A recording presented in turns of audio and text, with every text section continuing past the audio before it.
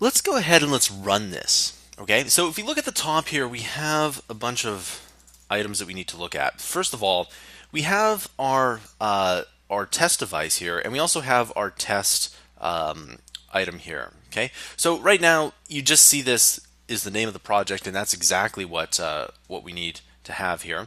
And of course, on this side here, we can take a look at the simulator here.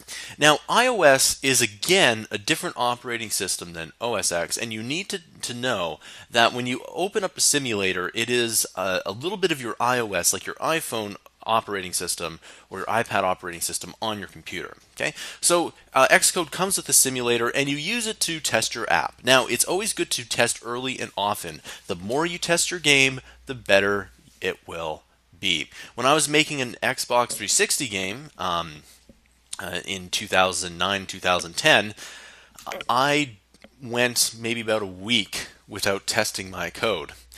And guess what? I made a ton of errors, and I spent maybe another 3 days just debugging it. You always want to test your game as often as you can.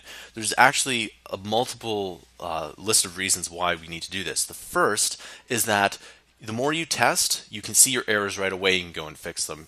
And if you don't test, your errors compound and it takes more time. If you're doing this by yourself, then you start wasting your time, and the more time it takes for your app to develop, the less time it has to be on the store for people to enjoy it, and frankly for you to make less money too.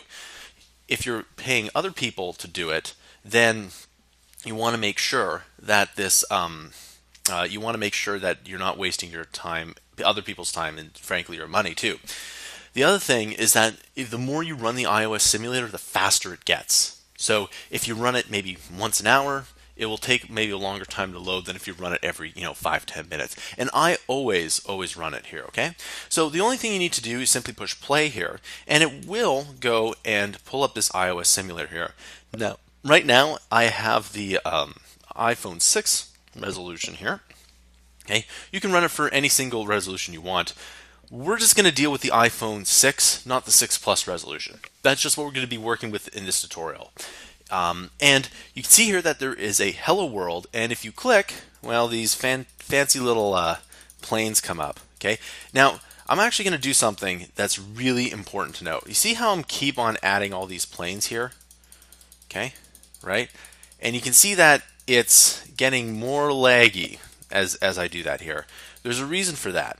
The more sprites you add on a screen, then the more data it's going to take up, and the more processing power. So with phones, there is always a limit to what you can do, and with Apple, it has to be less. Less is always more. In fact, if you look at the App Store very recently, a lot of really simple games make it to #1. Now, of course, there's other really complicated games too, but I suspect that most people that are listening to this want to make a game by themselves in their spare time. Make a really simple game that's really fun. That's my best advice to anyone wanting to make a game.